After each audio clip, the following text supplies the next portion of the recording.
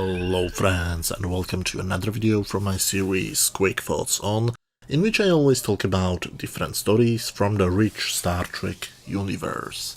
30 years and a bunch of weeks ago, the next episode of Star Trek The Next Generation premiered.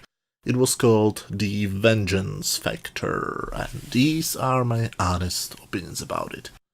We start the episode with a close-up of a beautiful painting of some rocks hanging outside a completely destroyed room of Federation outpost.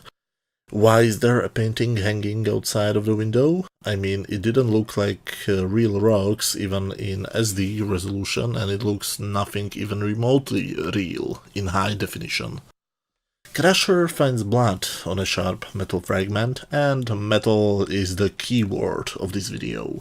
Behind the door, they find two stunned Federation scientists, and they beam them aboard. The blood scan says that the attackers were Akamarians. I hope I pronounced it correctly, probably not. More specific, a part of their civilization called the Getterers. Sorry for my English. So, who are these people? Well, imagine a 1980s hair metal band turning into pirates, and you have the Getterers, and I have to find a different nickname for them. I'm definitely not saying the word over and over again. Maruk, the Akamarian sovereign, tells Picard that they actually are interested in allowing the pirates to return home, which means that this suddenly turns into a diplomatic mission. And that's a good thing. When Riker shows her quarters, he meets one of her servants, her personal cook named Yuta. Riker and an attractive woman on one ship. Of course they will fall in love. After arriving to the pirate base on Gamma Hrony 2, our heroes team consisting of Riker, Data, Worf and LaForge have a little shootout with the bad guys. When they use their brains to win, like true Federation heroes should, suddenly the pirates are willing to negotiate. Picard tries to be the mediator between Maruk and the leader of the pirates. Let's call him Bon Jovi, but disgusted by their appearance and behavior, she wants to give up, so they have a little break. A break which Yuta, her servant/cook, uses for something which I didn't expect, to be honest. She goes to an elderly man, checks if he belongs to the Lornak clan, and because he confirms it, she touches his face and he collapses dead. So nice, our main hero is a serial killer. I honestly didn't expect that when I've seen this for the first time. Meanwhile, Dr. Crusher identifies the cause of the man's death as a heart attack, but sees no reason for that heart attack and starts to dig deeper. She digs deeper until she finds a virus created specifically for one clan, the clan called Lornak. Which means they have to find if somebody else has died because of this weird heart attack creating virus. Meanwhile, down on the planet, John Bon Jovi likes the idea of coming back home, so he promises to arrange a meeting with their leader. Let's call him Meatloaf. Why do I call them like that?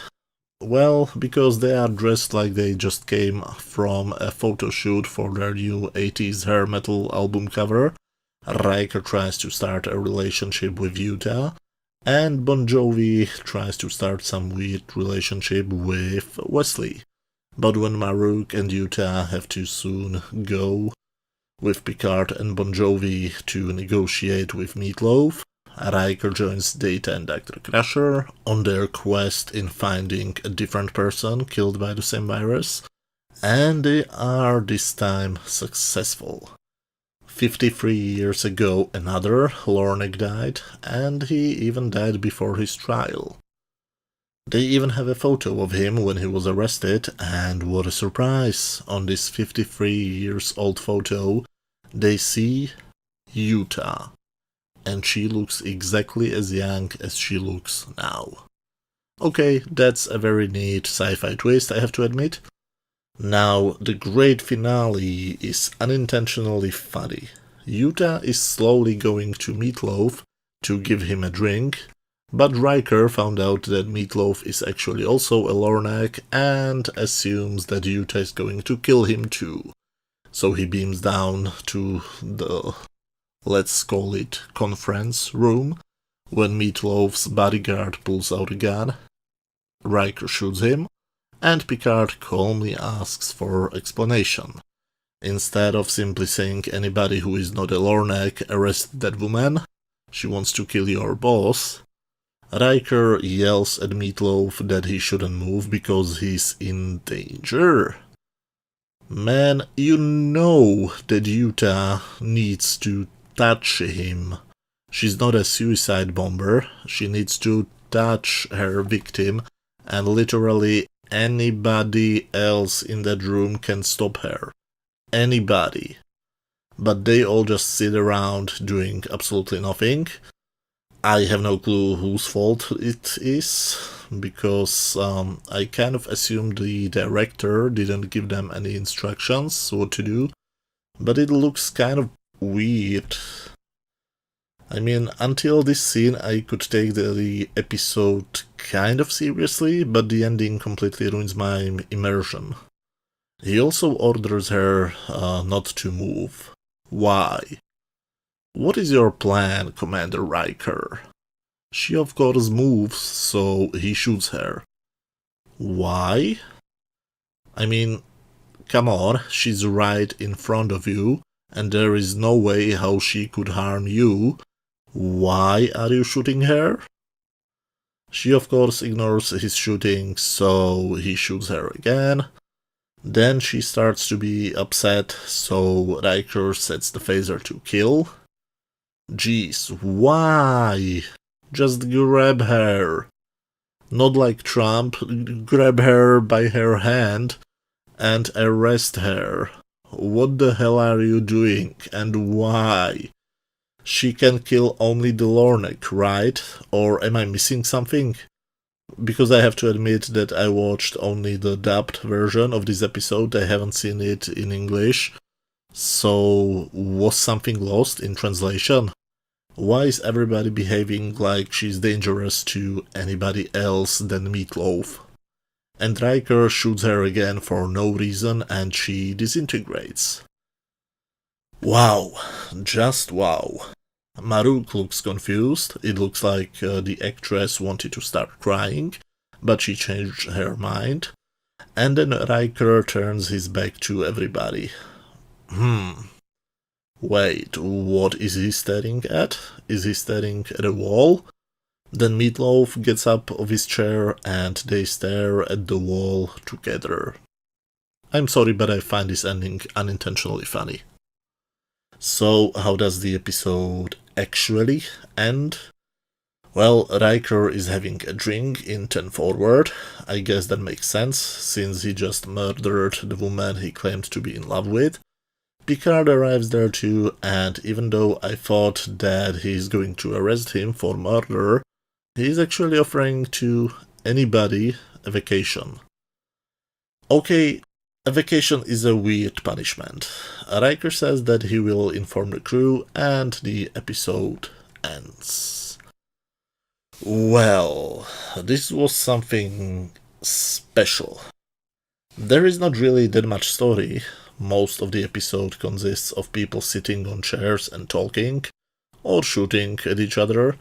Yuta doesn't get enough time for a proper character development. She's the most interesting character in this episode, and I would really love to see more of her. The genetic changes they've done to her are absolutely fascinating to me. She can live a relatively normal life. She does not age, and can kill specific people with the touch of her hand. That sounds like a promise for a really cool story. This story, however, isn't very cool. The only memorable scene from this episode is the ending, and it's memorable for all of the wrong reasons. I'm sorry, but unless something got lost in translation, there was no reason for killing her, or even vaporizing her.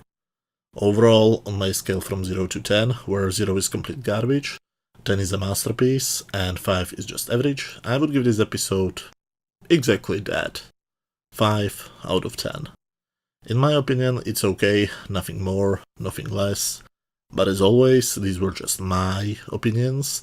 Let me know what did you think about this episode. Did you love it, hate it, or agree with my average rating? Let me know down in the comment section. If you enjoyed this video, please hit that thumbs up button, and if you have some free time, feel free to watch any of the other videos on my channel. You should see some links on screen right now. Thank you very much for watching, and see you very soon. Bye.